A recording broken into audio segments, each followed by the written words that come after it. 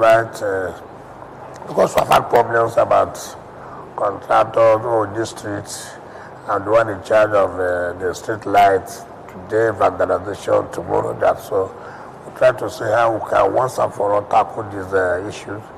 And we came up with this very formidable companies, assuring us that they will have to provide security device and to maintain it for 4 or 5 years without us going back to pay, or this have been vandalized, this bomb has been stolen, and all kinds of things.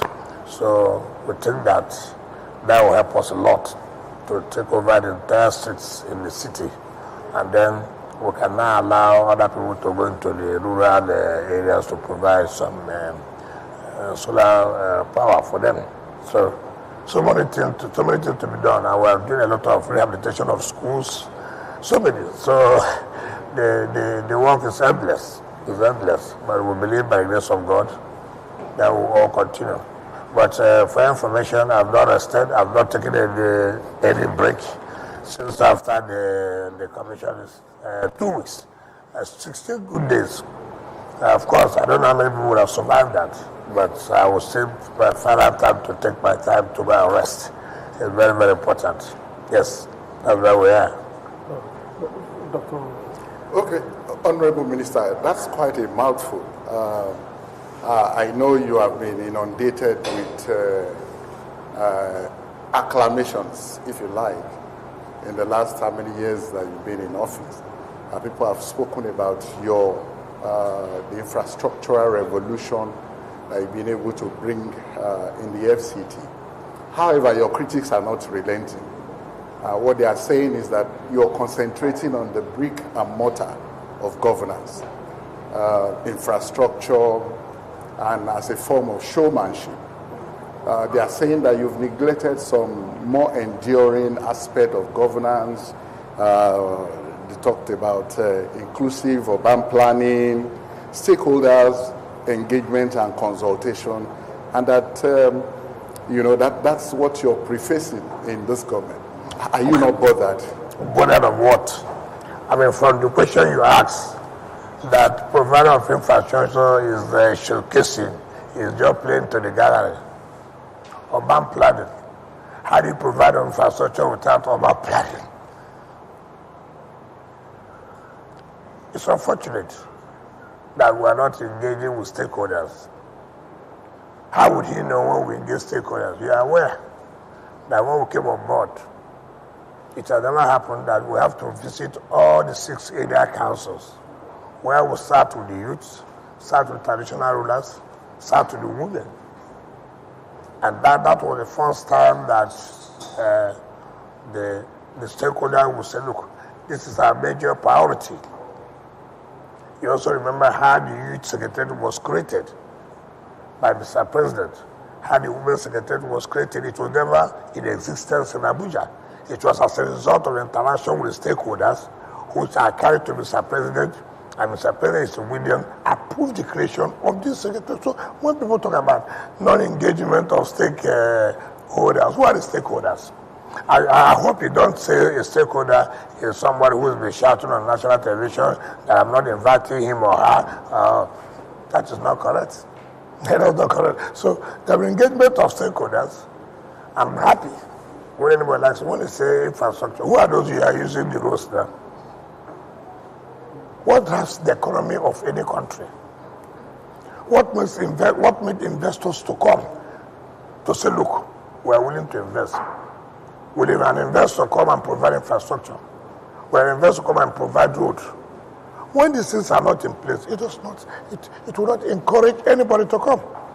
Because these are the primary things first that an investor will see and say, yes, I want to establish an institution here. Is there any access to that? I want to establish a private hospital here. Are there roads? I want to set up a manufacturing. I want to do mechanized agric. I agree. Are there access roads in case that will bring in these produce to the city? So people just, for purposes of criticism, when they don't have anything to say, I will use one local thing we normally say in my place. And pardon me to say that, my people say, if you don't have anything to say against somebody, you use one line, say as him be. You know, because you have nothing to say. I mean, you must appreciate when a government has done well. You don't need to like the person in charge. By the grace of God, you have talked about infrastructure revolution in Abuja. That means the government of Mr. President is working. At least, let's step from here. So, appreciate that. And we have not said that we would have solved the entire problems within 2 years. Where has it happened? This is a government that inherited so much problems. And we are doing all our best, taking time to fix them. And suddenly within 2 years, something you have not done for 10 years, 20 years, since 1999, within 2 years, everything must have been fixed. That must be a miracle. I put my hand on here and say, be healed. And you are healed. It's not possible. It's not possible. Yes. Honorable Minister, it's interesting that you mentioned rehabilitation of schools. Yeah. You talked about more projects that are coming.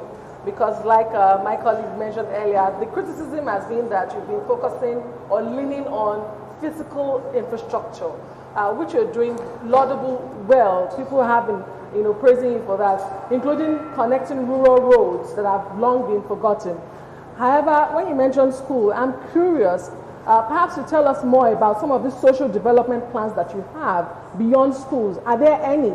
For instance, health, urban poverty, homelessness. What is the FCT doing in that regard? Now, I also want to appreciate, you just said here that people that are doing well in terms of rules, correcting rural rules, but have you also accepted, are you convinced that in terms of education, that we are doing something? We don't know. That's what you see, people say they don't know. That is why. The point I'm making is that I want to give a challenge to this, and I will plead that the Mandate Secretary of Education will fund the logistics, and give you 1 month. Go to the rural areas and the city and see the schools that have been rehabilitated and furnished. The problem is because we didn't go to commission. If we have gone to commission, you would allow this question. Because for me, I thought, well, look, what am I going to, commission, innovated schools, furnished schools? For me, it's not important. Also, in terms of the social development, talking about in terms of the youth, we are seeing what we are doing in Yaya, the Youth Development Center. As we speak to you now, we are building 3 sports centers for our youth. One in, I think one in Guaguanada, and then 2 in the city here. So we're taking it, seriously, so that we know that once we are focused with this, we are done with this, we move to the next. It's not just to scratch, and let it be that at the end of the day, you scratch, nothing meaningful will come out of it. So these are things that we are doing. Maybe it is not possible. It's not possible for us to say, look, we want to go and flag off all these projects, we want to go and commission these projects. It's not possible. We take what we think that, well, these are very, very, very, very projects to spend billions of naira, that people should see what you've done, But if it's a project where you are spending 1% billion and this and that, by the time we say we want to go and commission those projects, you will also ask, must we commission everything? So I would think that you will help us by we providing logistics. You go with the Mandate Secretary of Education, Mandate Secretary of Social Development, and then go and see things on ground. We are not saying, and I continue to say that, I will not say here that every problem has been solved. All problems cannot be solved. Even if this government stays 20 years, no government can solve all problems. But government is solving problems that at least will help to improve the lives of the people. And that's what it's supposed to be. Honorable Minister, that question on schools, she took right out of my mouth. Because there is a follow-up, and perhaps after this program I can show you some pictures with regards to the state of some schools in the area councils. Can I actually, let me just answer that. Yes. This is the problem we have always said. How many schools do we have in FCT? How many schools do we have? Okay, well... Now, assuming we have about, say, 10,000 schools, assuming. You go and take 3 schools that are bad. The mischief makers. For example, these schools you are talking about that are bad. When did they become bad? You haven't let me ask my question. No, but I mean, let me quickly ask the question, and perhaps you can put it in context. Okay. It's about the area councils. Yes. I mean, who are supposed to be responsible for primary education. Do they also have the mandate to build these primary schools? Are they directly under them? If they are, do they have the funds to do so, or are you intervening as Minister of I will not answer why they have the funds. First of all, I thank God you know that primary school is the responsibility of local government councils or area councils. Which aspect of it? That's part of the question. No, but is it the software, which is salaries of the teachers? But no, the same. All. You cannot remove this and take this. It's not so. However, most of the schools that are being habilitated are being carried out by us, by the FCT. Because we believe that, yes, it is their responsibility. But again, if anything happens, nobody will talk about that. Just like when the teachers were on strike. Nolge was on strike. It is not FCT strike. But we thought that, look, teachers are on strike. What do? It is not that secondary school teachers are not on strike. People should have that in mind. The tertiary education under FCT, they're not on strike. People should know that. Now, what do we say? They go and tell them to go to the gate of FCT, carry children, stay there, we're at home, to try to embarrass the government. I didn't talk. Because let me finish. Because I know it's just blackmail. We have come to intervene severally.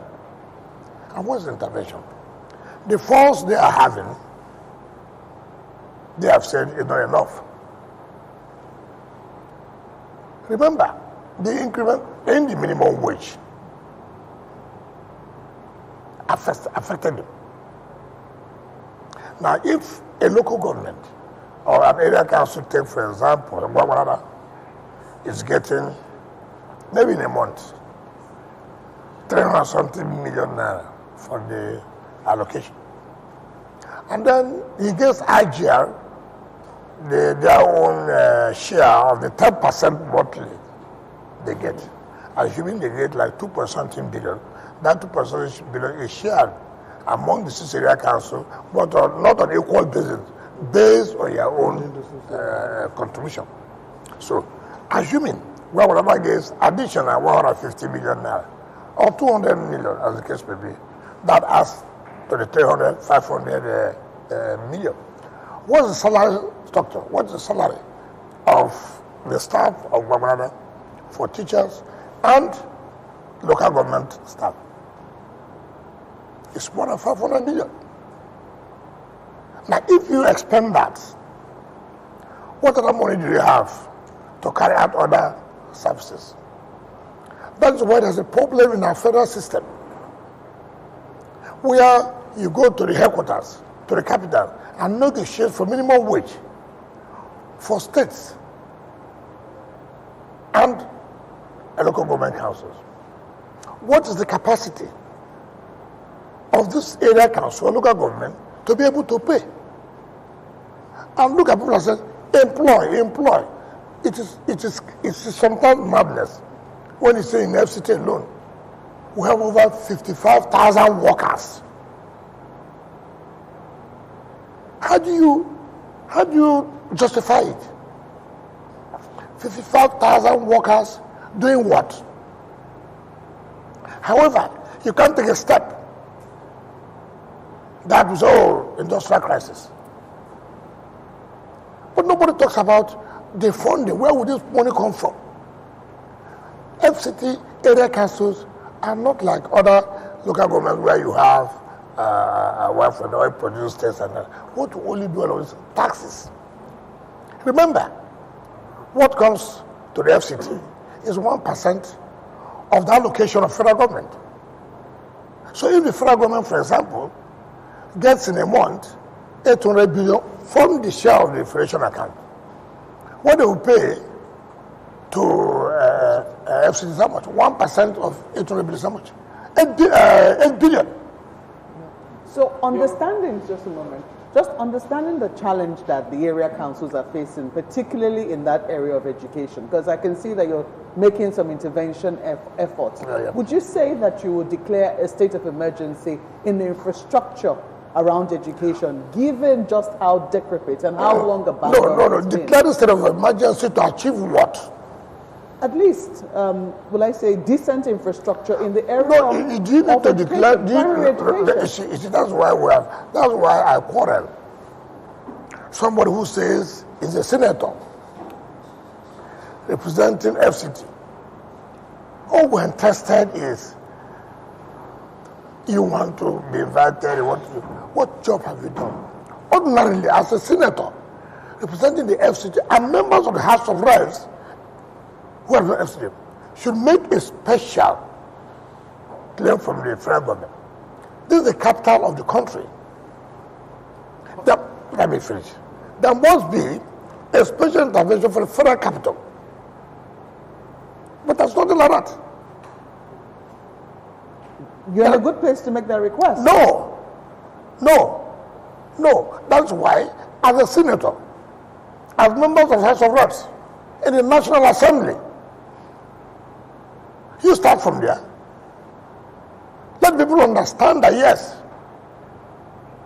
you are really speaking on their behalf. Have you approached the senator to work with her? Yeah, I don't need to approach you. You went and said you want to go to Senate. You want to say you want to go to House of Representatives. Therefore, you should know the role you should play.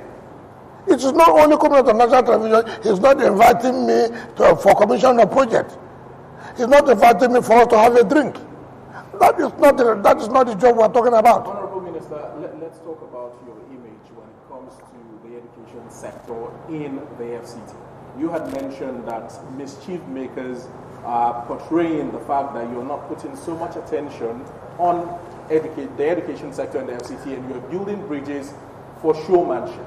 And you said that you don't publicize some of these works that you have been doing in the education sector due to the size of the projects as compared to the roads and bridges that you have been doing. Don't you think, Honorable Minister, that perhaps putting more attention or some certain level of attention on the education sector and the works that you're doing there would help your administration shut these mischief makers up?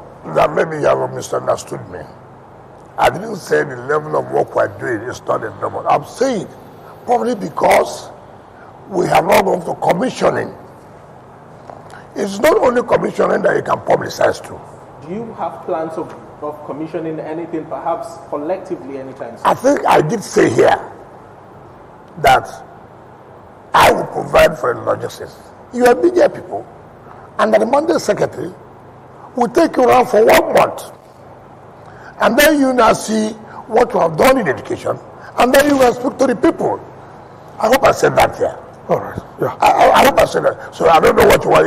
If I have in mind to do any commission or what, I'm giving you the assignment. Maybe we should leave education and go to something. But again, I will also say, I don't see her a rational person. Somebody who has no mental problem will say that building bridges is a showman. I don't understand that. I don't understand, how do you go to school when there's no road? Some of you have complained that taking your children to school is a problem. Something that will take you 30 minutes will take you 2 hours. And a government has come to say, no, this can't continue. It has to be, not even that 30 minutes, it has to be reduced to 20 minutes. Now you say it's a showman, trying to show. Assuming we provide the entire schools to be good, without roads, what do you do? All right. We have so many issues to cover, so let's leave that and move to something else. Asuko. Let's talk about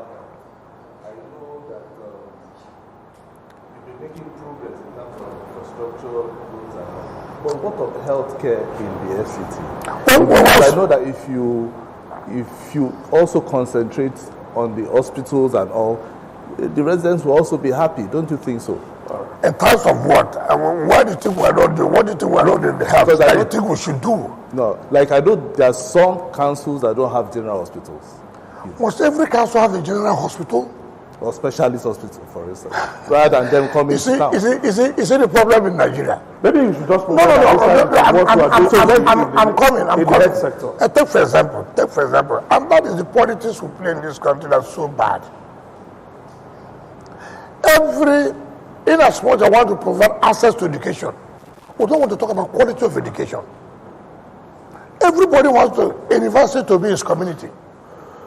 Nobody has asked. These two universities you have provided, what's the quality?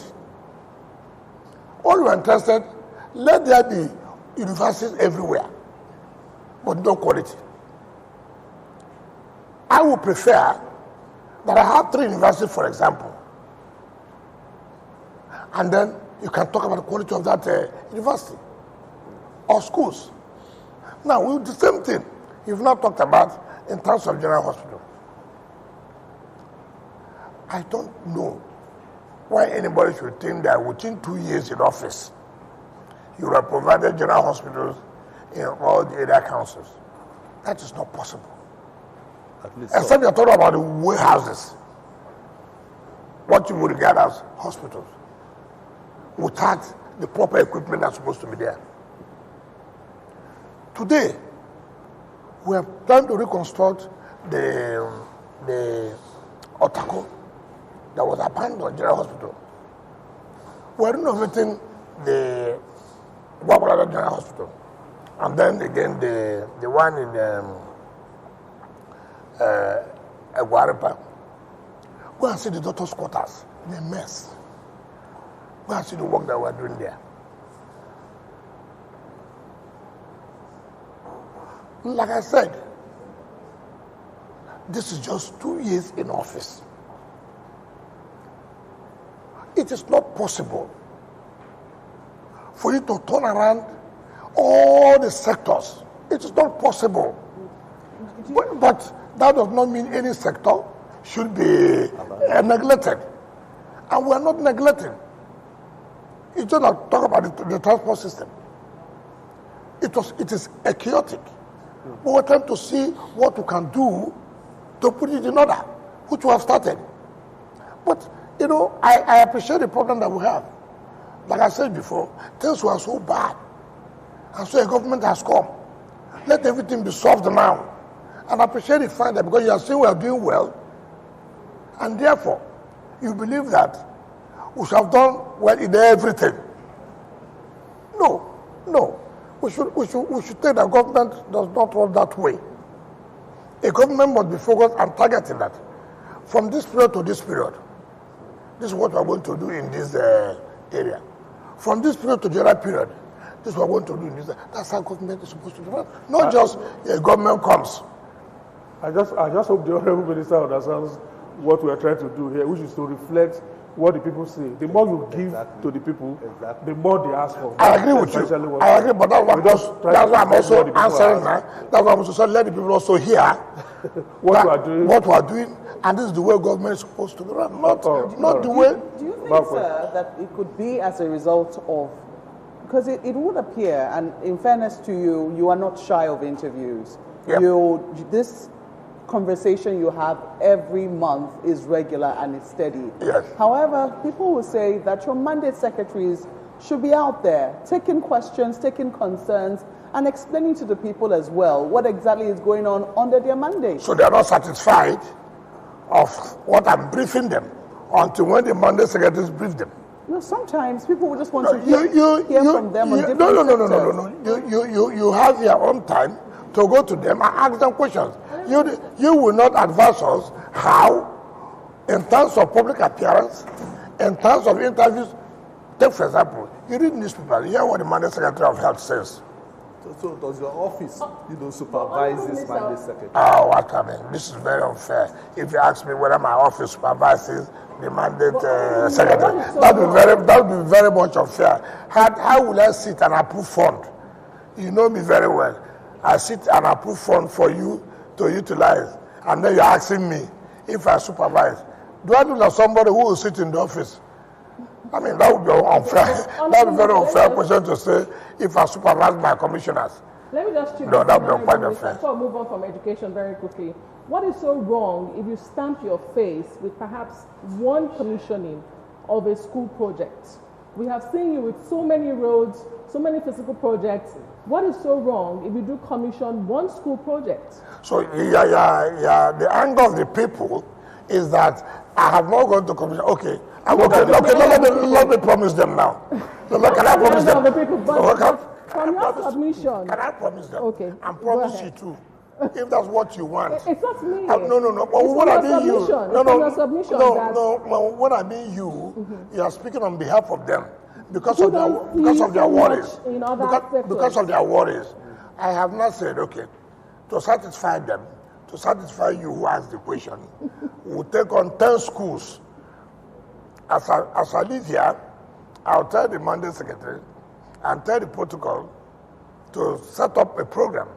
Well, and of course, we wouldn't do the ones in town. We'll have to go to the rural areas. And I hope you oblige us to also be there. All right. Okay. We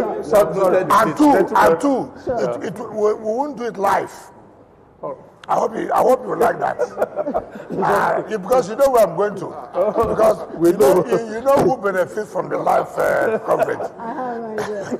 Let's go to something different. Right. About 2 weeks ago or so, you signed an MOU for the Abuja City Walk. Yep.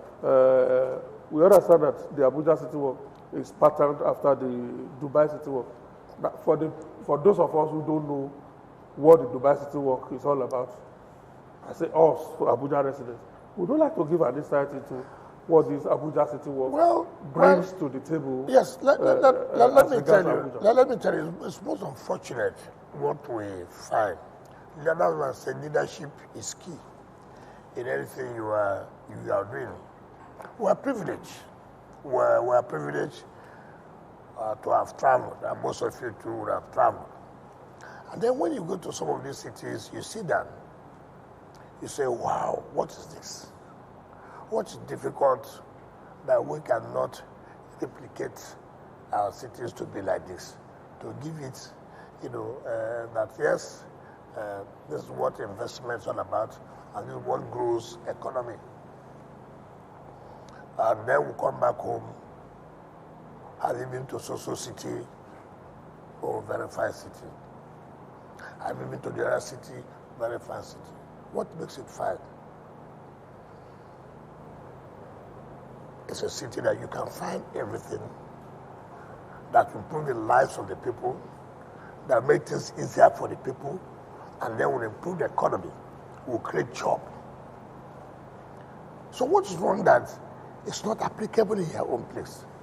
And you have the opportunity to also tell your people what we find in that area can be done here with the right leadership. I don't know whether you've been to the Dubai City. I have not. I've not been to Dubai. No, okay. I know you, most of you. That's what go to. I have never been to that Dubai City until when I got this proposal. I've been a governor. I still people come in with all kinds of proposals, with a portfolio, and put a PowerPoint and present. I'm not a fan of that. I want something that, yes, you are serious, yes, it can work, not just to come and take our land and this and that has been the case all the time. So I was invited and I went to Dubai, and I went to Dubai City. It is a place where you find everything you talk about in life. It's not only where you talk about the rich men. No. Schools are there, all kinds of business, but see how compact. And so I bought the idea. So when they came, and I said, part of our problem is bureaucracy. And I said, look, I've had this experience of people coming and look, they have $18 billion. They have $10 million. At the end of the day, you don't see anything. Rather, they take your property or your land, as the case may be, to go to bank and collect more funds. When I was in Staff University, it has happened. I don't want to mention them so that the person will not say, oh, I went to national television to embarrass him. A businessman. We had to bring down a popular cultural center for the purpose of this. At the end of the day, nothing happened. So when I became governor, I wanted to take back our property. It became politics. In fact, the person went out to start saying that because it's an Ijo, that's why I'm doing what I'm doing. I mean, madness. I just stay away. So that you don't cut this, because it's very, very important. So when they came, I said, listen, what do you want? They said they want social place, and they're going to divide it in phases. So, what time limit? They said, well, they want to go back and then come back and see whether we are ready. So I said, no, we are ready now. We'll take you to where we think. And all those who will be involved must accompany us. The director of land, the director of surveying, the director of development control, the director urban and regional planning. I said, yes. We moved them to the place, and they were very happy. I said, okay, what do we do? Can we have the design you want? Director of development control, I don't want to hear bureaucracy. Oh, some staff are trying to, sabotage you, oh, you didn't pay this. I don't want that. And I told them, bring the drawings, I will take it and submit it to the development control. The development control, tell them the charges. Within 24 hours, it must be done. And it was done, and they paid the fees. Now, that's okay. Director land, prepare the documentation for them. However, if in this first phase, you are not able to complete the first phase or achieve it, the land reverts back to us automatically. Not where you see people applying for mass housing. 10 years, nobody's doing mass housing. 10 years, they are dividing and selling the land. Look at the problem we had with the Praco. You know where a sunrise is? Sunrise. But a good chunk of land. Praco claimed that the FCT gave them 500 hectares for housing. For how long?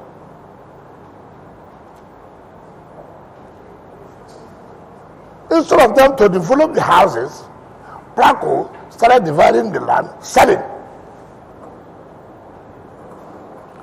When I came up, I said, no, this is not right.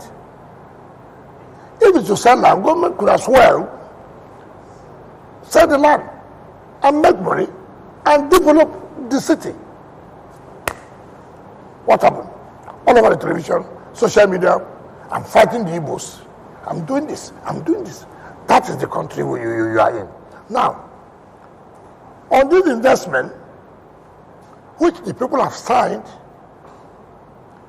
that so-called Abuja Technology Village. Ask who owns Abuja Technology Village? If you see the corruption, Abuja Technology Village is the baby of FCT. FCT provided the infrastructure for more than 20 years. Go and see litigation, grabbing of land. 20 years, nothing has been done. 20 good years.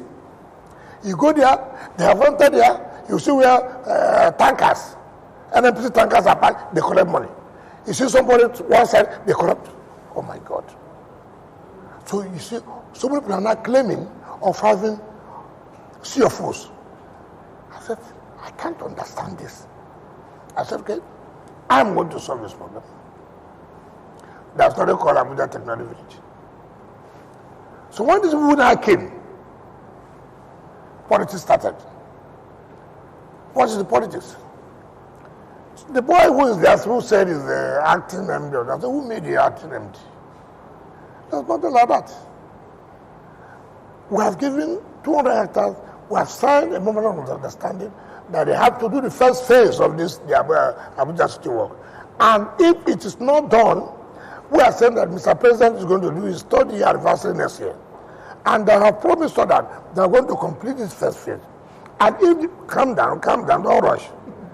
If this first phase is not carried out, the land refers to us. There's no grammar about it. Politics again started. Because it's from social place. Because they now started writing, that investors have come with 660-something million US. This came now because of these investors have come. Meanwhile, you have rented all these lands. I said, no, we will not accept that. Remember, when Mr. President directed that we should renovate, overhaul the International Conference Center, which is Bola International Conference Center now. Somebody went to court that he was given to run. He pays to FCT 50 million naira a year. And you and I can attest to the whole place was run down. When we shut down the place, politics came. One senator called me. Oh, how can you do this? How can you do that? I said, what did I do? Oh, this man is my man. I said, yes, there's nothing wrong. But as a senator, as a citizen of this country, who loves this country, are you happy that that is the International Conference Center, that you host international bodies? You want to what? I ignored it. It's our property. It's not your property. I look at the money we spent. Look at what it is today. You are paying us 50 million a year, but we have made over 1.something billion in a month. But this, you are paying us 50 million naira a year. So, what I'm trying to say, you see, if you don't, you see, leadership will require, people may not like it. People may not like it, but it has to be done. So now, what we are doing now, in that place, I hear somebody say he is going to court. I said, look, it's good. That will not stop us from going on to bring such a project that will change the face of the city, create employment. I was just about to ask you the benefits. What we're hoping to benefit from. Take for example now, as you are building the structure, would there not be people working here? Take for example. I'm just using that as an example. You are creating a hub where so many facilities will be. You spend over $1 billion. What, investing $1 billion in an economy, what benefit do you think you will derive? So many things. Look at the constructions of what will be, how the economy will change.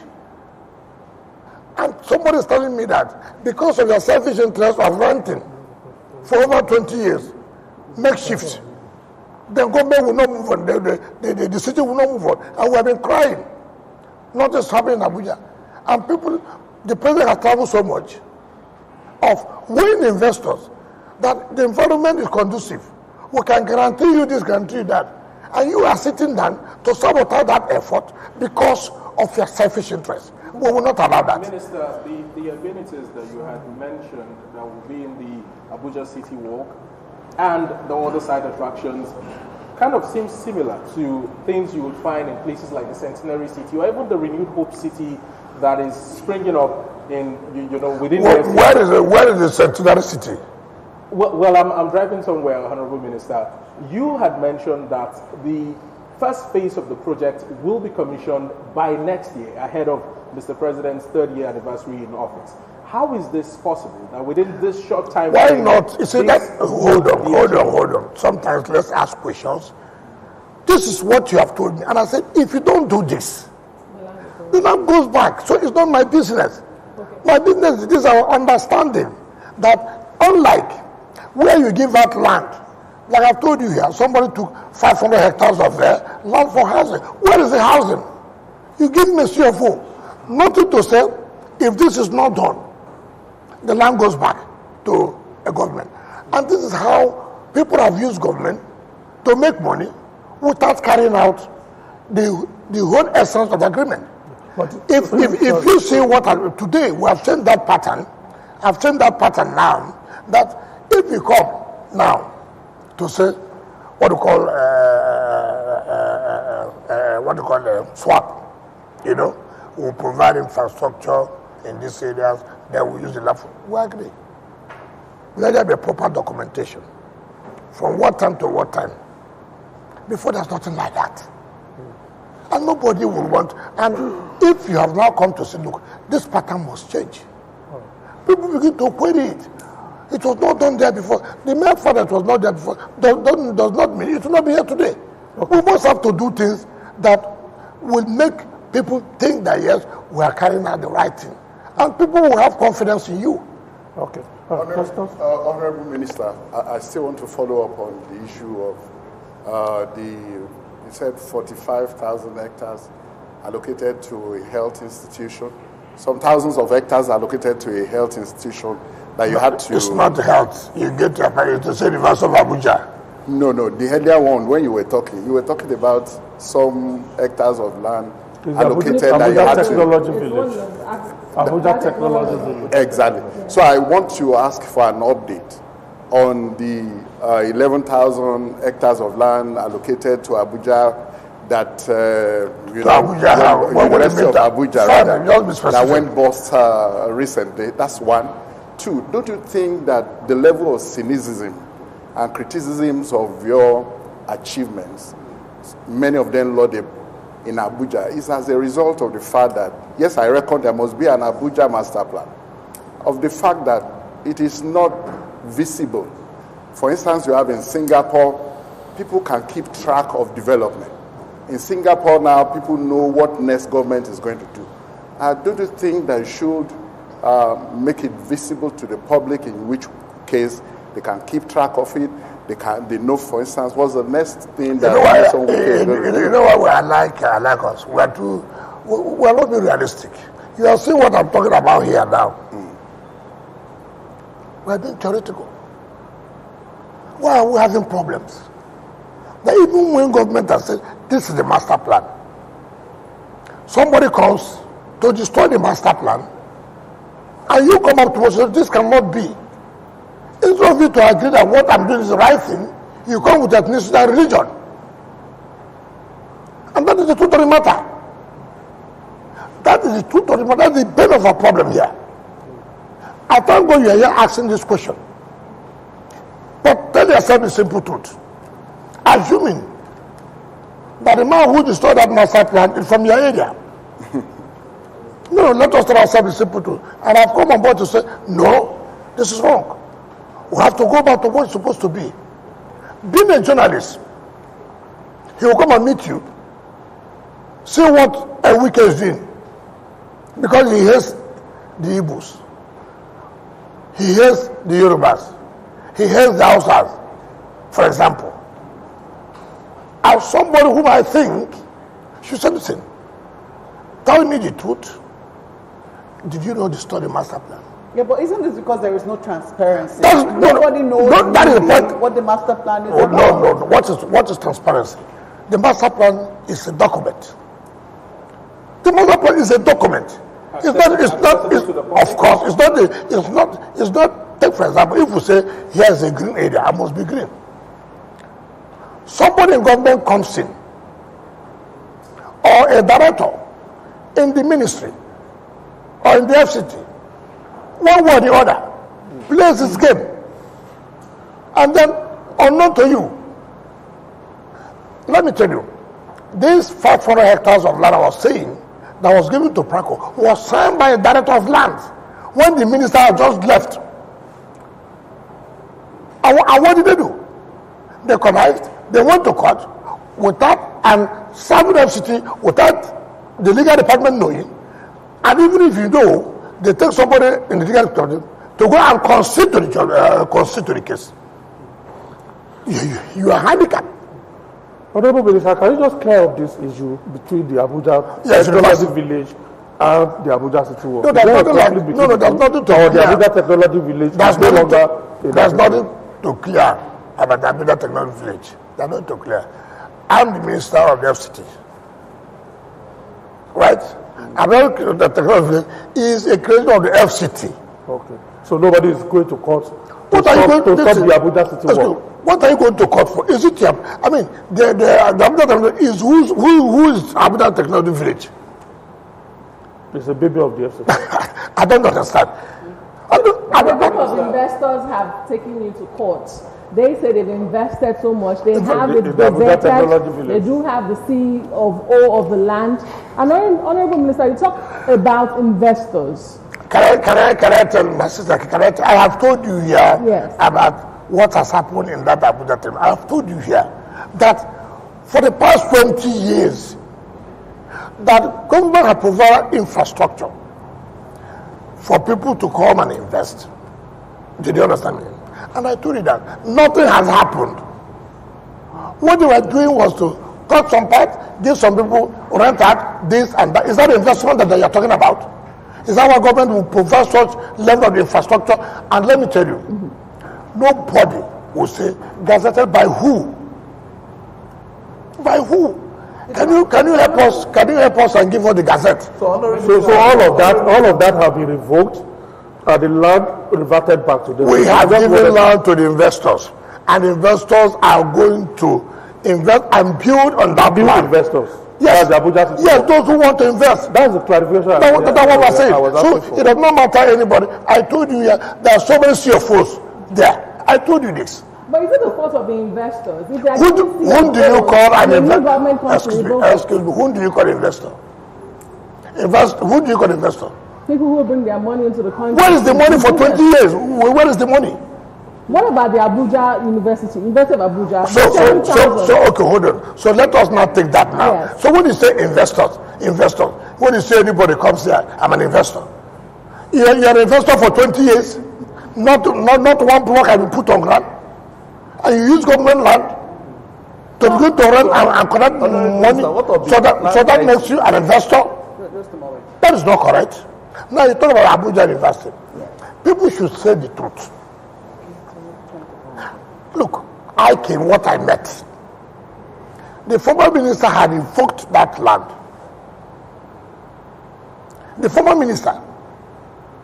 Now, you see, the problem we have, when you revoke and you don't implement, do you understand me? Now it looks like nothing has happened. That's why I said, the problem we have is that the inability of previous administrations to implement decisions they have taken. Now, and let us tell ourselves the simple truth. Tell me anywhere in the world where you say a university has 11,000 hectares of land. Tell me, let us be reasonable. You can abuse anybody as you choose to abuse. That's not the point. Today, EFCC Academy is in that University of Abuja. Who gave them? Was that the one? If it is your property, EFCC Academy, police have their own property there. And who said this? That's the district, Giri district. No road, nothing. What the university did was to just, if you are going to the airport, from beginning down to Gwagwalada village, what they do? First, they come and wake up. Can I, you people should take it easy. It's their colleague that asks the question. So let the public also benefit and appreciate what is going on. What you have to do, sometimes you have something, they cut out. They give you. They collect money. What kind of system is this? And we have come to solution. There are institutions. Here we are getting decongested. You know that. People are getting congested. Do you know that? And we have to move. Now, we are saying, look, 11,000 hectares. You can't. We can give you 4,000 hectares. And you know what's called 4,000 hectares? I'm not talking about 4,000 acres. Some of you who don't know about land. Not 4,000 plots. I'm talking about 4,000 hectares. 1,000 square meter, 10,000 square meter gives you 1 hectare. So what I'm talking about, 4,000 hectares. 4,000. Now, what the university is saying, oh, there are rocks. Yeah. Beautiful. That 2,000 hectares that is made up of rocks. Okay, fine. That's why you're university. If you have rocks, you can turn it to wealth. Assuming, they're not considering. Do you know what it's called about? 2,000 hectares rock. How can people just come and, mention where in Abuja that 2,000 hectares of land is rock. People should see, this is one thing we must not do. We must stop this. I will not be minister for forever, but I will do the right thing for Christ's sake. If I'm the head of the institution, and you tell me some area will have rock, it becomes economical for me. I will turn it to something that will yield money for the university. It's just that nobody wants to use his head to do something. You all want, do you know what's called a rock? Take for example. Honorable Minister, we have to go to break. Well, it is because of you. It is because of you. Because when we say all these things, imagine where somebody tells you 2,000 hectares is rock. Can that be possible? It's a question for our audience to ponder. Can that be possible? People just come and bring blackmail, propaganda, that government should not proceed 4,000 hectares of land. How many have they developed it today? How many? And we are saying that, look, there are institutions. Now, EFC's academy is there. The DSS, they're moving in there. Police. And we're saying we have to do roads. All this propaganda, we can time to do this. I will do what is right. When I leave, whoever that comes, he said, don't want to do, it's their business. But posterity would be, just know that as at the time I came, I tried to correct certain things. That's my position. At this point, we take a break. When we come back, we'll continue the conversation and we'll be talking politics, perhaps also finishing some other questions around the FCT. Please stay with us.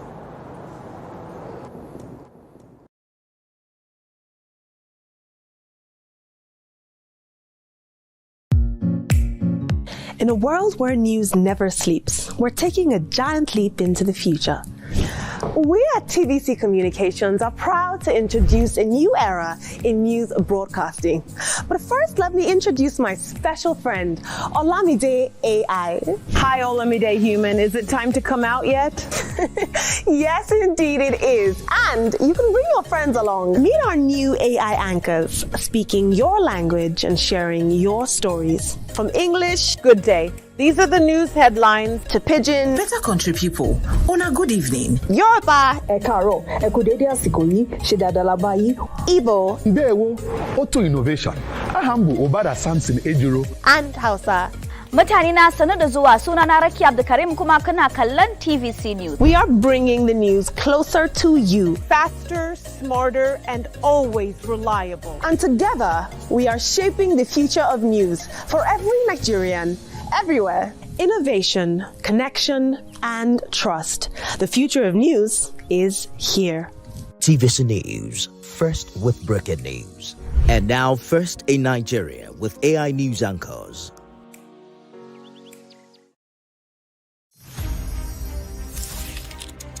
Albert Chinua Achebe was born November 16, 1930 in Ogidi, Nigeria. He went to Government College in Umuahia, Nigeria.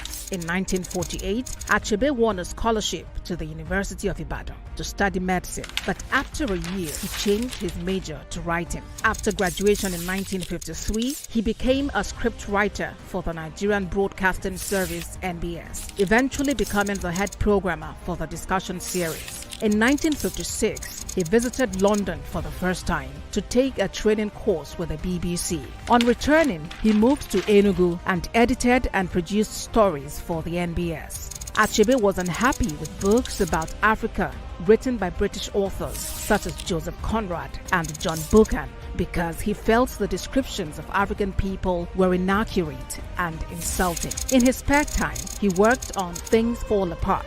The novel was published in 1958. The book won immediate international recognition and also became the basis for a play. His second book, No Longer at Ease, published in 1960, is set in the last decade before Nigeria achieved independence. In 1961, Chinua Achebe met and married Christiana Chinwe Okoli, and they eventually had 4 children. The third book in the African trilogy, Arrow of God, was published in 1964. Achebe published his fourth novel, A Man of the People, in 1966. The novel tells the story of the widespread corruption of Nigerian politicians and ends in a military coup. During the Biafra conflict, Achebe's house was bombed and his friend.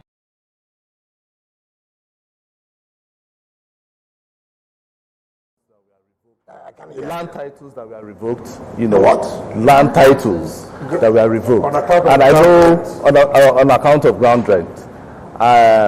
Just quickly, so because to follow up on the University of Abuja land controversy. Let them quickly finish that, and you can ask about that. Because Minister, you had mentioned that of the revoked land, or rather within the land that is the University of Abuja, you find the EFCC Academy, you find ESS, and so many other institutions. Now, my question is, were these lands given out to them by the University of Abuja, or was it given out by the FCDA without your consent? What do you mean by consent? Well, is it by as without your approval?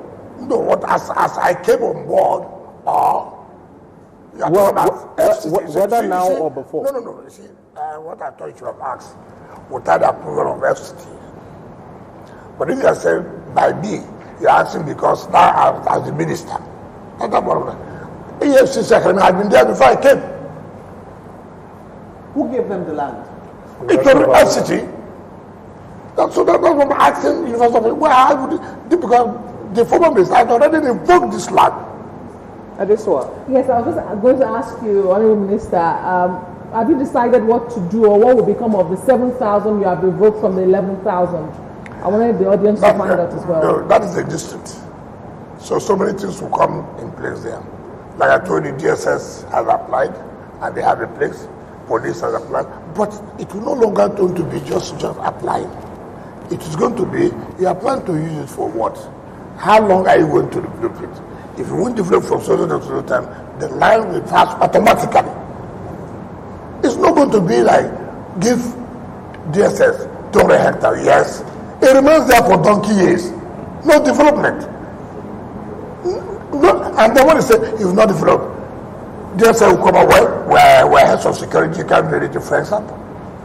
Police comes, want to build social team academy, you give them. Why would you develop it? 15 years time, nothing has happened. And then you say, look, we can't allow this. Police come, look, nobody can do anything here. We are the head of security here. That is our problem. So quickly. That's our problem. Yeah, so I was trying to ask about those land titles that were revoked, because of non-payment of ground rent. And I know that Mr. President actually gave a grace period of 2 weeks. So what next? What are you going to do next? But you should know what I'm going to do next. It's more than 2 weeks. It's more than 2 weeks. That 2 weeks has lapsed. Yes.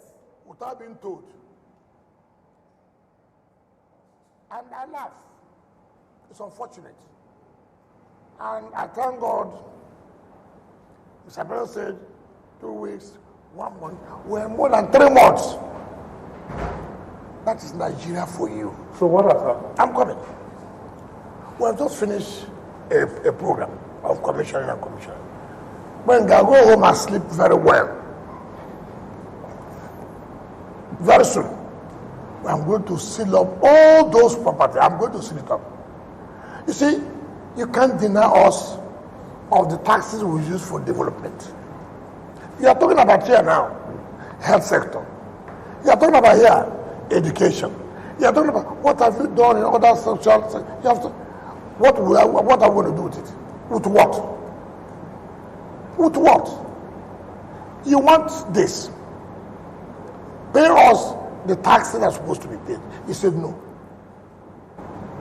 And you want us not to do anything. We have listened to Mr. President in his wisdom. Give them 2 weeks. Give them 1 month. We have done that. Some have complied. Some have refused to comply. Tomorrow, by the time you start doing this, of course, the normal politics will come up. Sometimes they say, well, you see, this is a political period. It's not good to antagonize voters. This and that. These are businessmen. It's not good to let investors not lose interest in investing. All kinds of things that will be said. I will not listen to that. Bear it in mind, I won't do it. If you have not complied, if you have not paid, we are going to seal it up. There's no magic of talking law, talking this. So you can blackmail as much as you can go to Arise, pay, stay there for how many hours. We are going to carry it out. We are going. If you like, spend all your time, carry all the CSOs, civil society, let them say anything. This is what we cannot continue to allow in this country. You want good thing, but you don't want to pay for it. Take, for example, how many poor people live in Maitama? How many poor people live in Wuse 1 and Wuse 2? How many poor? I mean, we all come up to say all kinds of things. The rich men will go, hire the media, hire people to go to the press, to talk as if they are talking in favor of the poor people. Ask yourself this question. Mention how many poor people will own houses in Maitama here. What are we talking about? Let the truth be told. Let the truth be told. How many people have companies in Maitama, central business area, in Wuse, in Garki? How many poor people? Let me ask this quick question, sir, on the issue of sanitation in the FCT. You are not talking about sanitation. Yes. Why is the money to carry the sanitation? Is it more about money or mobilization? Mobilization of what? Mobilization of the people. To which people? The what? Cleaners. The cleaners. Who will pay them? Where's the money to pay them? Is it a question of there is no money or a question of the point I'm making is this. First of all, have you asked whether the city is owing? Have you asked? Are we owing? You don't know that we should owe when you need to pay your taxes? I paid my tax. I didn't know you pay, but when I check the books, I know whether you pay or not. But the point I'm making, you see, it takes two to tango. The point we are making, and where these people talk, you see, that's why when he says sanitation, I just wonder. The rich man who lives in Maitama wants the city to be clean. Isn't that correct? But he doesn't want to pay the land rent. But Minister, your administration has boasted of generating a lot of money via ground rent, and even when you say a lot of money, the problem you have, when you say a lot of money, if you pay money for 2023, and that money is used for development or cleaning of the area, does it mean you not pay for 2024? So when you say enough money, what is called enough money? You have a funding problem. Define enough money. So what? Are you saying you're having a funding problem, a money problem in the FCT? Every government has a funding problem. And that's why government blocks all loopholes. That's why in the advanced countries, there is no issue of taxes. You can even go free in murder case than going free in tax evasion. Yes, but truthfully... but the point I'm making that, to be fair to you, yes, what happened in terms of sanitation is that we have had all these old contractors before now. As I was going on a new procurement process, some people don't have the capacity. But you see, in terminating these jobs, it takes a process. It is this contracts were given political basis. You are my brother. Can you take the streets for cleaning? What is his capacity? Does he have equipment to do it? And now, by the time you go terminating, it's a process. And like I said, do you know those who are behind it? You don't know. Some of them are people who are politically influential.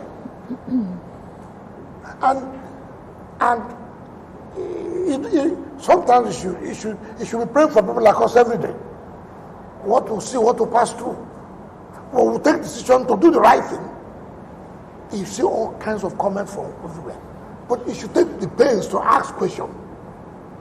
You should take the pains to ask questions. It is not easy when you have the high and mighty living in a city who think that they are above the law. I just told you simple issue of renovate, put the international conference where people can say, yes, this is an international conference. Look at the backlash. Look at the problem. All right. Honorable Minister, we've spent so much time on the FCT issues. Shall we discuss some little politics? Festus would like to have the first shot. Yeah, Your Excellency, sir. I don't know if you know that in today's Nigerian politics, you are seen as the archetype of... As what? The archetype, a replica of an old Roman god called... what's his name now? Who has Janus. Janus has double face. You are a major stakeholder in the PDP. You are also working in an APC government. People are asking whether this says something loud about your political character and personal ideology. If it does, is it recommendable? Is this political character recommendable? Second, Your Excellency, is the fact that now one of your political sidekicks, former governor of Ekiti State, Ayodele Fayose, recently called your party, the party where you spent several years as a major stakeholder, what did they call a carcass. Are you happy? First of all, he has his opinion. He knows why he says it's a carcass. I have never said it's a carcass. So all I thought he should have said, or find out for him, he must have found the reasons why he said it's a carcass. So I cannot. I didn't say it. So I don't know why you should ask me that question if I'm happy. Now, let me correct that question, please. Next time, don't say people say, I don't know where you are, where people met. So some people say double face. I take exception to that. Serious exception to that. We must like people who will tell you this is what they will do. And they will do.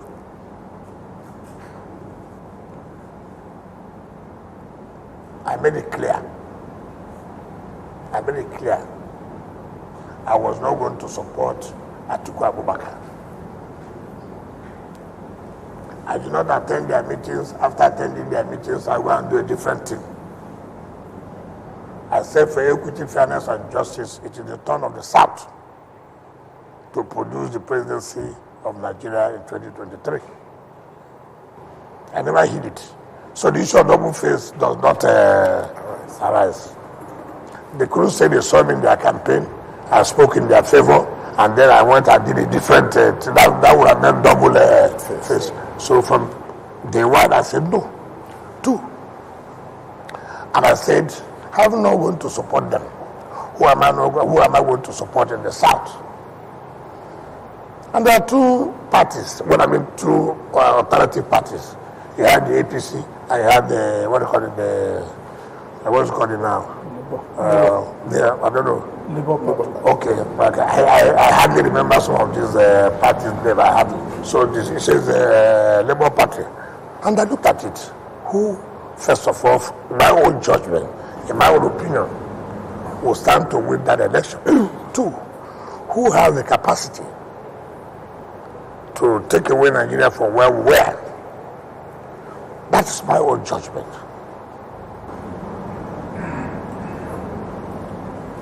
was right. And Bola Tinubu won the election because I was right and said he has the tendency that he is going to win too. Doesn't have what it takes to bring Nigeria out from where Nigeria was. So that judgment I'm right today. Now on the issue of me working in APC government, we forget history. Why is it that? That's why I said you shouldn't have asked that question. Bola Ige was a which party when he became Attorney General of the Federation under Obasanjo. So Bola Ige had a double face. Well, he never spoke of his party. He did what? He never spoke ill of the party never had a problem. No, it had a problem. No, what was the problem? I didn't know that you were a major player. I didn't know that you were a major player. I supported the activities of you see, that is the problem. When once you have pitched your tent, you don't want to pull out yourself. You don't want to pull out yourself. And our questions mostly are based on where your interest lies, which is not correct. Which is not correct. Now, what is the problem in PDP? If you are saying that, look, you are no opposition party. Are you not supposed to be the one to put your house in order to fight the ruling party? And when you say put your house together, you are being accused of another. It's okay. What is happening in PDP to do? Have I not predicted it before now? So what is something that if I'm telling you, but look, if you don't do this, see what's going to happen. It's not in your place to say, let us put so that this thing will not happen. Okay, Honorable Minister, let's talk about those predictions that you made. You insisted that Senator Sam Anyanwu will be the National Secretary of your party. Today he is. I did not insist. I said the law should be obeyed. Well, he is. So if he is the one I insist. Honorable Minister, you also said you were going to remain in the PDP and fight it to the end. Today you are still a member of the PDP. Yes. Those you describe as buccaneers and vampires, you say have left your party. Yes. And there have been defections. Yes. But do you think that your party is out of the woods? Is the crisis over? Especially when the President Bola Tinubu, continues to infer to your party as the sinking ship. He's entitled to. Just like I'm entitled to say it about a party. Now, but let us get it clear. I never insisted that Sam Anyanwu must be. I insisted that the right thing must be done. If the right thing to be done is that Sam Anyanwu should be, if that is your, title that, I insisted. If the law takes place, so be it. And the law has taken place. And I don't know the second prophecy said I did. Now you remain in the PDP, you will not defect. Then I said I'm going to remain in PDP, and which I'm still in PDP. And that's why I'm saying that the right thing must be done. I will not leave this party, which I have done everything for the buccaneers and vampires. If I had left the party, the buccaneers and vampires would have remained in PDP to come and collect tickets. Is the crisis over?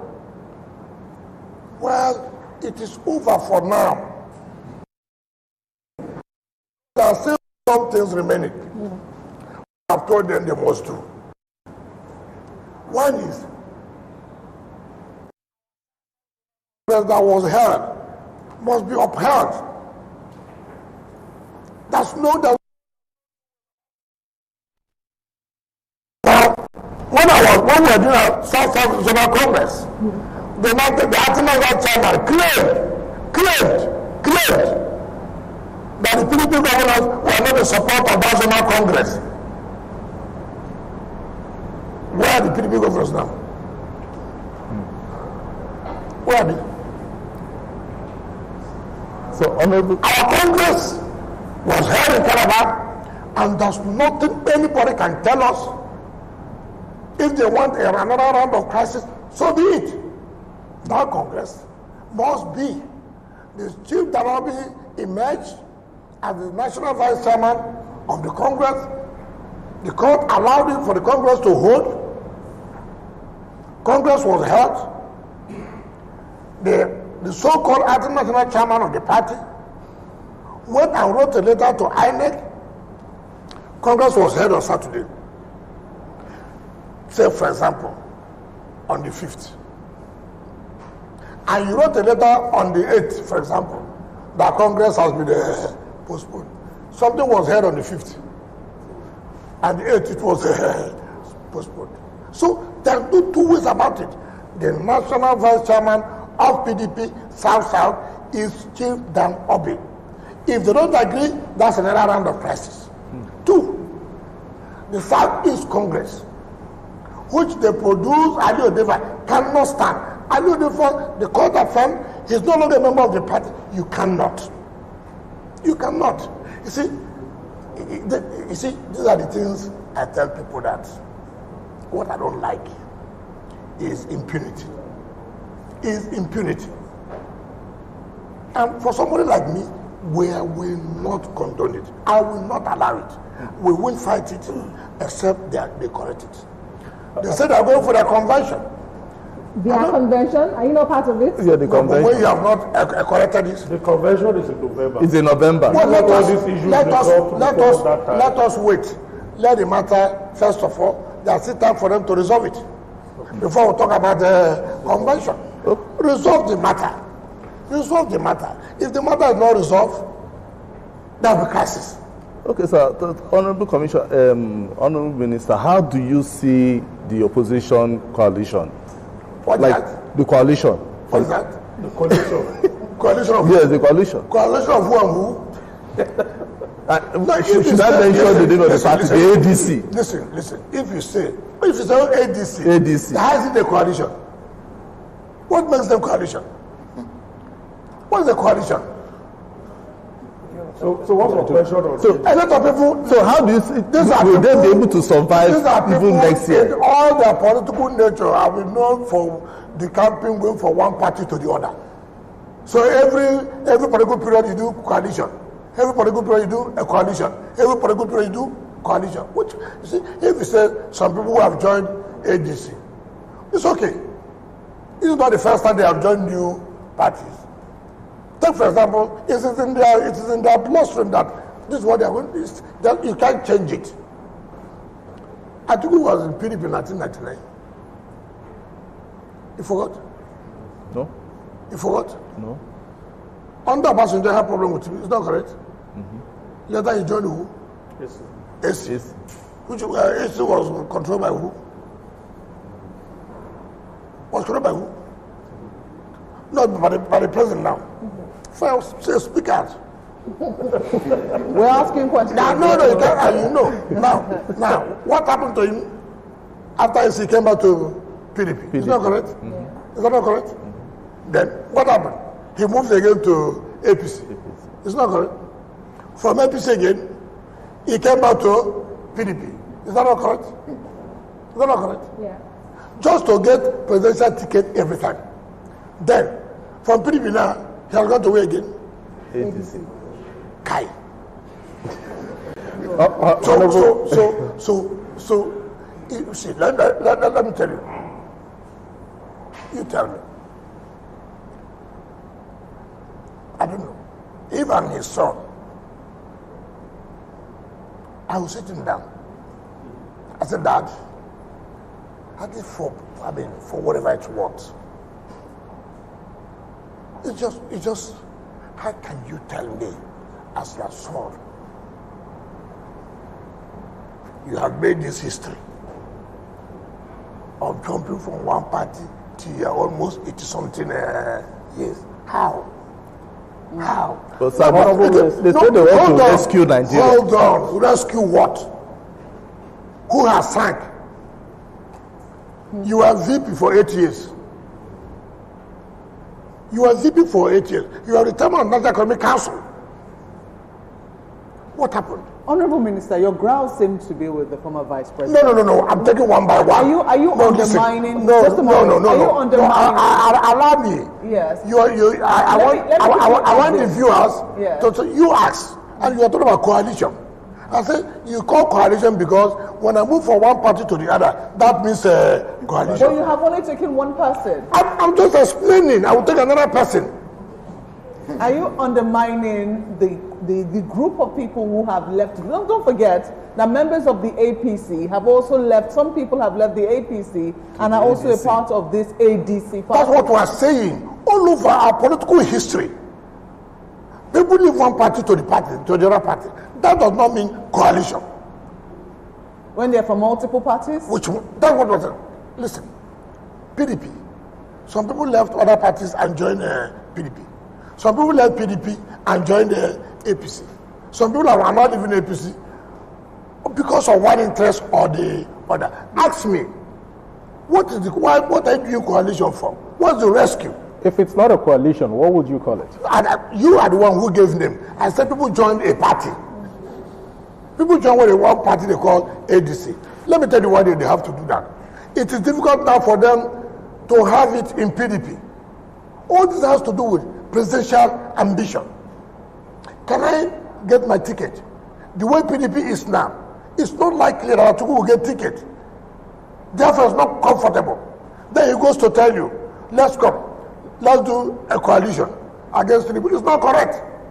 It is because he cannot get the presidential ticket under PDP. What do we say about Senator David Mark? To do what? Senator David Mark, who left the PDP, who has been in the PDP since its inception. Can I tell you something? When we started having this issue of national chairman in North Central, there was pressure that the man could be the national chairman. We refused. Yes. Why? Why would you not refuse? What change will he bring to the party? He had been in the party, was Senate President. He was a Senate President for 8 years. What are the things that happen? What is the improvement? I have told you here, I prefer somebody who has not had any position, who has come to tell me that, look, I'm doing this because this government, I want to help for a change, to achieve this and that. I will not listen to anybody who has been in power for donkey of years, who has refused to contribute anything to the development of the country. And now you come now to tell me this story, that look, we need to rescue this country. You were there, the country was sinking. You didn't rescue. Minister, earlier when you were talking about the 2023 general elections, you wanted to talk about Labour Party, and you said that you hardly remember such names. However, in the last 4 weeks, we have seen you meet with top political generals and lieutenants in Nigeria's political landscape, talking about the Labour Party chairman, Julius Abure, the Delta State governor, the Enugu State governor. Is there anything brewing that you might want to let us know, perhaps politically, or is it just a show of camaraderie with them? Meeting Delta governor, I never met with Enugu governor. Please. Okay. So I get your facts right. I met with the Edo State governor. I met with the Ebonyi State governor. I met with Kogi State governor. So when you say, I don't remember these parties, they are not parties. So that the public will not say that I don't remember the names of this. So that what I mean, well, there are two parties then that will make choice, since I was not going to support Atiku Abubakar. Okay. Because part of the problems we have, you people, when you ask questions, you will ask questions that people will fully, and before they go home now and they begin to misinterpret. Governors came to me, they are my friends, we relate. I was a governor. They asked me questions, and I also asked them questions. How are you doing this? How are you doing this? When you were there, how did you do this? Now, he said, Abure came. Of course, he's a politician. I'm a politician. What is wrong when politicians meet themselves? Just like you journalists, you meet. Is there any crime that you meet? So there's no political undertone to it ahead of 2027 general elections? Undertone? To the meeting. Why would I want to tell you what I'm planning against 2027? So you are planning something? Why would I'm not a politician? But why should I come and let you know what I'm doing? What did the time comes? The political interpretation to that meeting outside is that you are probably the hand that is stoking Julius Abure's confrontation or disagreement or dispute, if you prefer, with the candidate of the party, the Labour Party. Peter Obi. Yes. You are the ones stoking that crisis between the two of them. So who's the one stoking the problem we have in my own state? If I'm the one stoking, look, you see, let me tell you. Anyway, I'm not here to help anybody who's my opponent. If they're having problems, it's my prayer that they should continue to have problems. Do you help your political opponent? Do you help your political opponent? They're not politicians, Honorable Minister. You're not what? They're journalists. They're not Nigerian, they're not politicians. Journalists cooperate, but we don't know about politicians. I can tell you the worst politicians we have are journalists. If you want me to give you that, I'll give you that. Let's not go there. There are even more politicians than we claim that we are politicians. Really? Yes. Interesting. But, Honorable Minister, let's go to your home state of Rivers. Yes. We saw this reconciliation between yourself and the suspended Governor Fubara. And a lot of people had hoped that in the spirit of reconciliation and goodwill, especially since this peace was brokered by the president, that by now we would have seen the lifting of the suspension and perhaps a reinstatement of Governor Fubara. Is there any conversation going on in that regard? Was I part of those who declared a state of emergency? Aren't you curious as to what exactly is delaying the restoration of democratic governance back in Rivers State? Oh, I didn't know that what you're talking about. But there are process now to restore democratic governance. Is that not? Is that not? Yeah. Let's talk about that there. Now, you see, I've never seen people who are always, that who have made peace, means that when the governor comes back, that peace will continue. The whole thing you're talking about is not just about government. It has to do with the entire system. You need to heal wounds. And the governor has not come to tell you here that he's not comfortable with what has happened. You have seen the governor say, look, that if President Tinubu did not declare state of emergency, that he would have been impeached. So what does he tell you? I'm comfortable that happened, so that we would have all made peace. And by the time we come, we all work as a team. Do you want to rush just because you want the governor, and at the end of the day, you have not made any peace? And today, they are start taking to restore democratic governance, at least in the local level. Let's talk about that. Your party, the PDP, had primaries to pick candidates for the local government election that is in about a month. My findings reveal something very curious, which is this kind of alliance between the PDP and the APC, not to oppose each other. I'm telling you what I found out. No, but you're telling me now for the first time. I know you know. But that would be unfair. Okay, let me put the question. Let me put the question, and then you tell me that it is not correct. Okay. What I gather is that in most local governments, there's that working alliance between the PDP and the APC, where the chairmanship candidate is on the platform of the PDP, the vice chairman will be from the APC. And if it's from the APC, the vice chairman will be from the PDP. And that was what happened in all the local governments, because your party, the PDP, and your other party, the APC, are in alliance. No, we would not that statement. Okay, sorry. The party that you are, in which you are a minister, the APC. I'm not a party. I'm not a minister in APC. APC government. Fine. So is that part of the peace that we are likely to see? The larger peace that we are likely to see in Rivers State, that is one political family. Frankly speaking, you are the one telling me this now. Really? I say you are the one telling me this, and you have not given me the names of who is the chairmanship here, that APC is the party. You have not told me anything. You have not made a general statement that if PDP is the chairmanship candidate, APC is the party. Give me an example. See this local government. Obiakpo did what? That's your local government. Yes. Yes. You were there. You attended the party primary. What happened? The PDP candidate. The APC did hold any primary. I'm not aware of that. How would I know? What's my business? Listen, why not be patient for research to publish those who are participating, those who are not, but before you jump to conclusion. Now, assuming they're not conceding that what you are saying here is an alliance. What is wrong? An alliance that will bring peace in a state, assuming they're not conceding. What do you like where you'll be having problems? No. Assuming that is even the arrangement. Will you not be happy that for once, the politician can sit to say, look, let us not do, what do you call this syndrome of only you. The winner takes it all. So look, this is our state. All of us are from here. I just asked that question. No, I said, assuming they're not conceding. I said, assuming. So you don't believe that is what is a simple English. I said, assuming what they did is correct. They are not conceding. I'm not considering to it because I'm not aware. But I said, assuming what they did, as you are saying, is correct, will you not even be happy that that is taking place to use it to advance other states to emulate that? Every Nigerian should be happy. So, but if that is the case, I thought you should have said, if that is correct, then encourage them.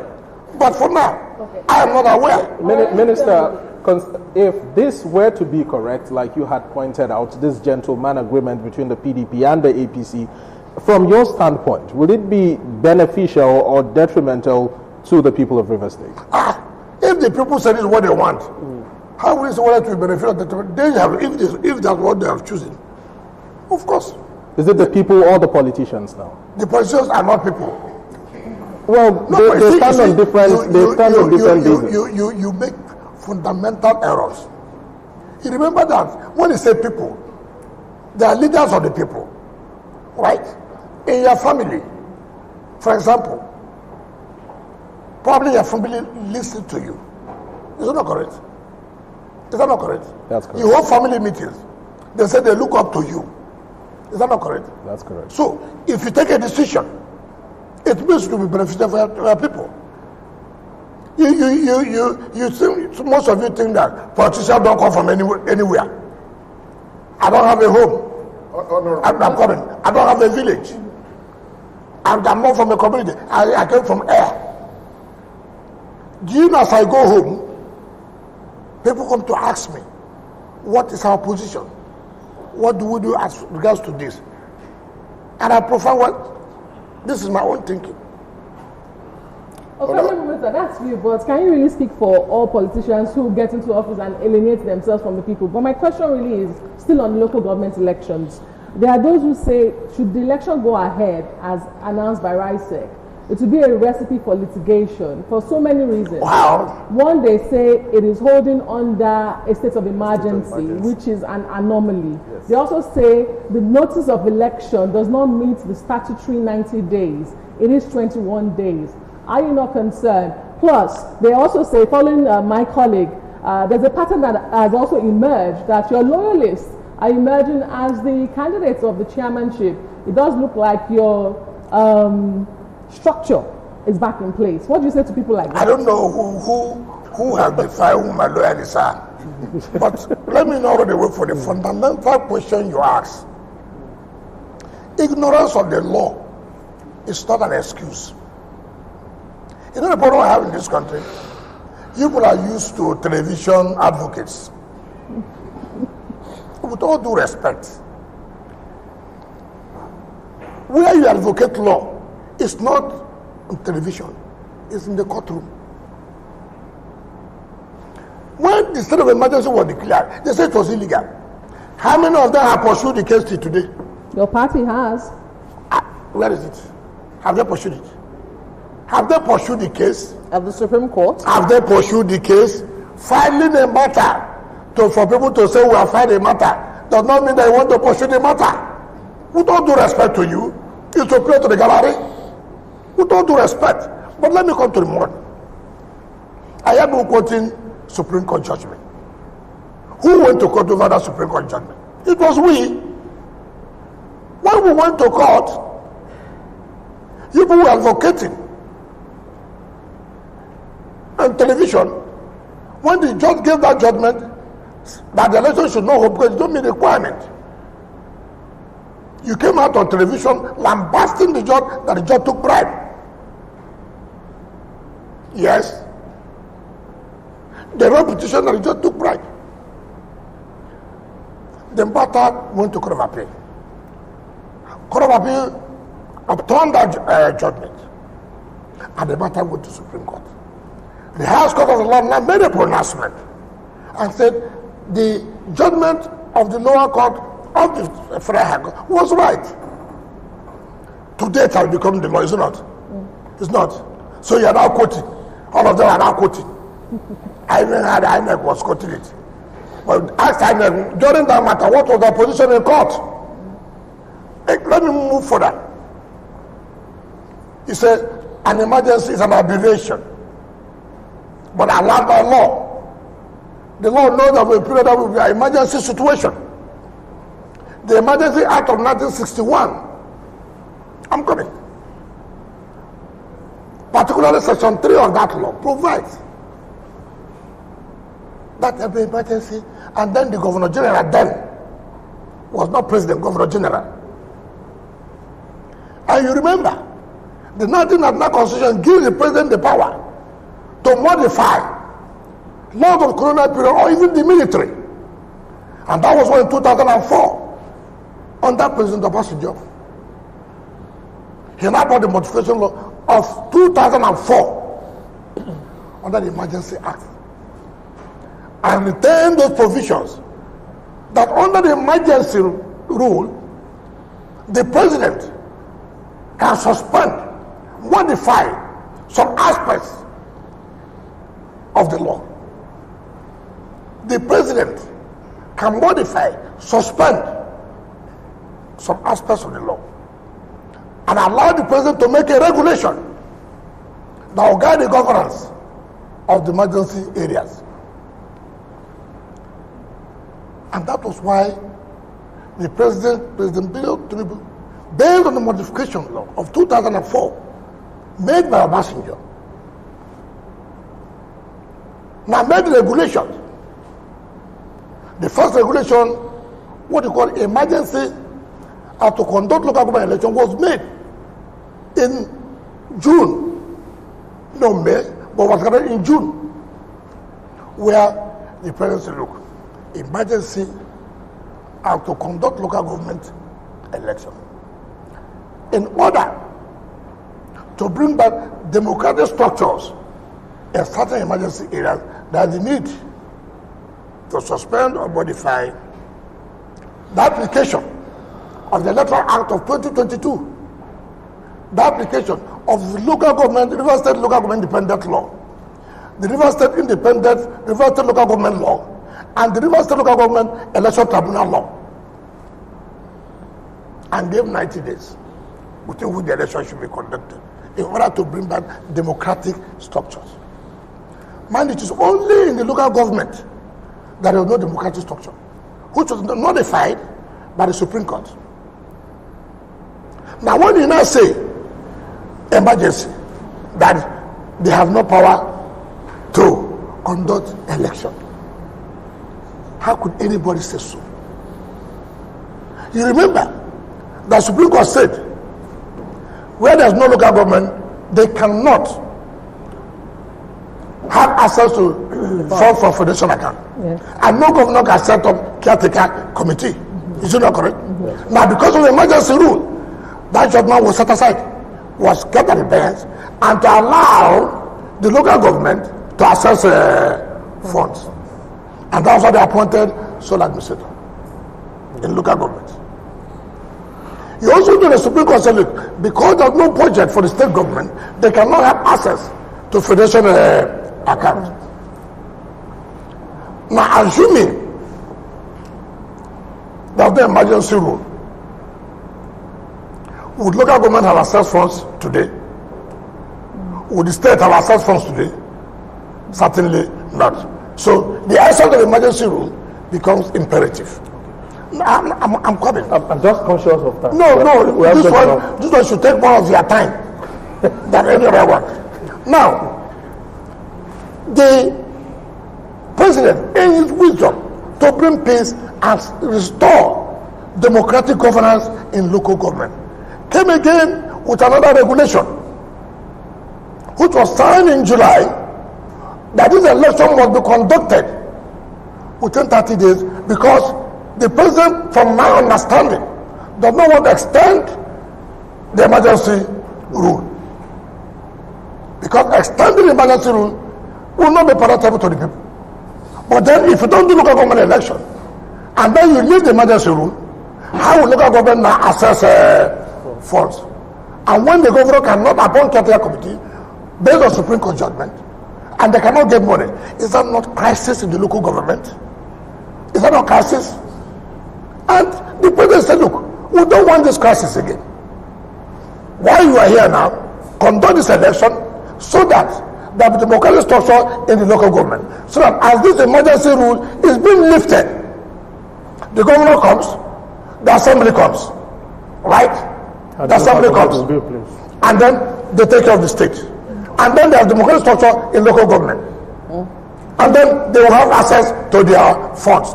If you don't do that election now, the governor comes, the governor will give notice of 1 year by the Supreme Court judgment. And when you give notice of 1 year, you cannot set up a caretaker committee. And they cannot have access to the financial account. What happens in the local government? All right, we understand all of that. So people should, you see, people should, what if you don't have an idea? If you don't know anything, call people, what is this? What is this? It's not every day. Okay, why not challenges? Why not challenges? The emergency rule allows the president to make regulations, allows the president to suspend and modify some aspects of the law. And that's what he has done by suspending some aspects of the Electoral Act of 2022, which he has the power. All right. Honorable Minister, our time is fast spent. We have just about 3 minutes. You have not hidden your admiration for President Tinubu. 2027 will soon be around the corner. Yes. Should the president still come from the south? Before, where will he come from? It will come from where? I'm asking, should. Don't you know my position and our position? So the question is, how fundamental is that? Because if your party, one of the reasons why you were angry with your party was because it went to the north. It went to a northern candidate. They threw it open. They didn't yes. Now your party, you say things are beginning to settle there. If indeed, or when indeed they settle properly, and there's only to the south, will you be supporting a southern candidate from your party? Or will you still be supporting President Bola Ahmed Tinubu? Why not? You would have asked me, why do I think I would continue to support President Tinubu? I would have loved that question. Let me tell you, I presented a paper in Abafima Awolowo University, and I did say, the bane of our problem majorly is leadership. When you get the right leadership, things will begin to change, improve. If you bring somebody from the south in PDP, and I know it does not have the leadership qualities, take for example, every president in this country, right from 1999, had always said that oil subsidy is a scam. They believe so. But nobody has had the courage to say, we know it's a scam. What do we do? You know? President Jonathan, I'm coming. You know, you don't know. If I do it now, if I don't do it, nobody was able to do it. Nobody. The day the man was sworn in, he didn't go to his office first before he took that decision. Yeah, but you just heard President Jonathan did. And it was in the cabinet you served. President Goodluck Jonathan did, and there were protests. And then he returned. Okay, but protests. Was there no protest in this? Was there no protest in this? Has he not been able to solve the problem? Were they as strong as... What is strong? How do I know? How do I know? I would have known. The point I'm talking about is, let me tell you, leadership. If you want to do something, let me tell you, don't do it haphazardly. If you know that, not temporarily, not by small. Look, a president said, I am going to do this. He knows there will be challenges. He knows there will be a kind of a backlash. But he said, look, I'm going to do it. For a short time, we will suffer it. But in the long run, we are going to benefit it. Today, look at the money each state is getting. Before, it was not. I've been taking that bold step. People suffered for it at the initial time, but we're coming to, stay within, and things are beginning to change. That's what leadership is all about. So regardless of who your party feels, you're going to be supporting. So if you can't feel a non-entity. I'm just asking. So at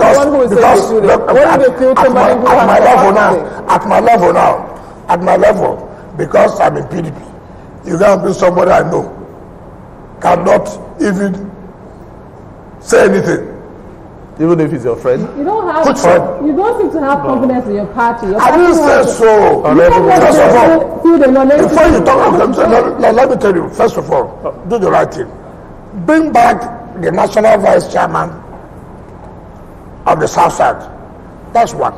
Before we talk about because these are people who also participate in that convention. If you deny my zone to participate in the national convention, why would I be happy?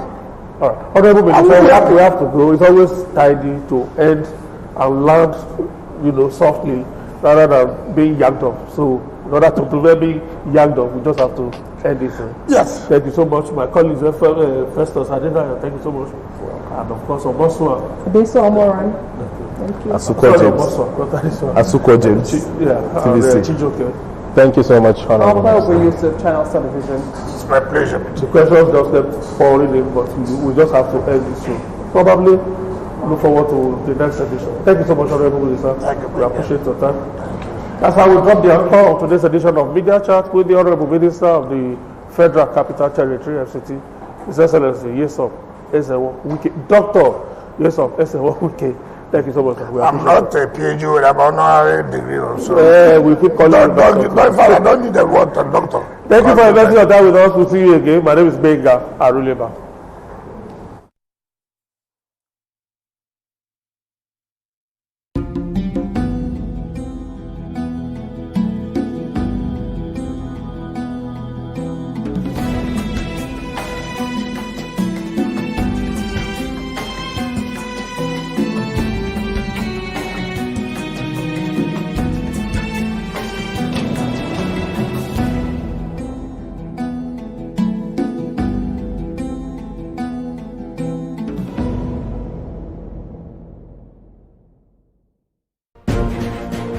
Welcome back from the live telecast. We'll now continue with our regular programs. Stay tuned.